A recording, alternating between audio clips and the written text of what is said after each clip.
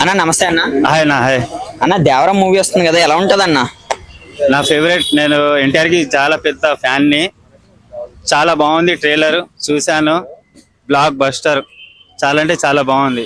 కొరటాల శివ ఇంకొక హిట్ ఇస్తున్నాడు అన్న. ఇంకా చూసుకుంటే ట్రైలర్ లో బాగా ఏ సీన్ అందరికి నచ్చింది అనుకోవచ్చు, మీకేది నచ్చింది?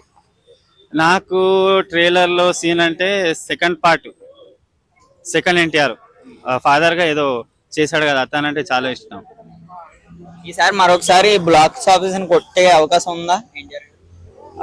అంతా ఓవర్ కాన్ఫిడెంట్ చెప్పలేను. అక్కడ కొరటాల శివ కాబట్టి ఎన్టీఆర్ కాబట్టి ఇద్దరు కాంబినేషన్ మళ్ళీ వస్తుంది కదా.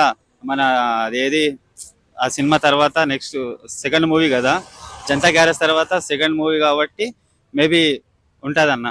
చాలా మంది ఇది ఆచార్య 2 అన్నట్టు మాట్లాడుతున్నారు కదా, ఏం చెప్తారన్న? జనాలకు ఏం తెలీదు.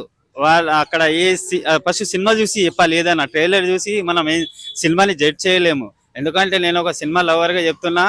ఆయన అంతా కష్టపడి అని కోట్లు పెట్టి ఎన్నో రోజుల నుంచి కష్టపడి సినిమా తీస్తారు. మనము అలా ఉంది ఇలా ఉంది చెప్పకూడదు.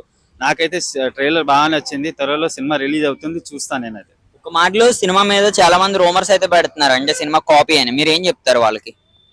వాళ్ళకి ఎంటర్టైన్మెంట్ కావాలి, యూట్యూబ్ లో మీమ్స్ కావాలి, యూట్యూబ్ లో ఫన్నీ జోక్స్ కావాలి కాబట్టి వాళ్ళు ఏదో ఒకటి చెప్తా ఉంటారు. అది మనం పట్టించుకోకూడదు.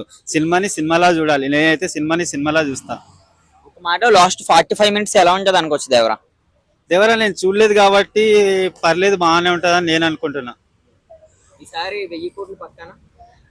ఆ సినిమా వచ్చే వరకు మనం ఏం చెప్పలేము. మన 1000 కోట్లు 2000 కోట్లు సినిమా ఆడితే చాలు. ఎందుకంటే సినిమా బాగుండి ఆడితే నలుగురికి డబ్బులు వస్తాయి, నలుగురు మంచిగా బతుకుతారు, ఇంకా 2 సినిమాలు తీయవచ్చు. కానీ నేను ఒకటి కోరుకుంటున్నా ఏంటంటే మన శివన్నకి ఒక హిట్ పడాలని కోరుకుంటున్నా. ఎందుకంటే ఆచార్య అంతగా ఆడలేదు కాబట్టి ఇది హిట్ వస్తే మళ్ళా ఆయనకు పాత కొరటాల శివ ఏదైతే ఫేమ్ ఉందో, శ్రీమంతుడు, మిర్చి ఫస్ట్ సినిమా శ్రీమంతుడు, మిర్చి, భరత్ అనే నేను, తర్వాత జనతా గ్యారేజ్, దాని తర్వాత అది ఆచార్య ఒకటి డిస్టర్బెన్స్ చేసింది. తర్వాత ఈ దేవరతోటి దుమ్ము దులిపేయాలని నేను మనస్ఫూర్తిగా కోరుకుంటున్నా యాజ్ ఎన్టీఆర్ ఫ్యాన్ గా.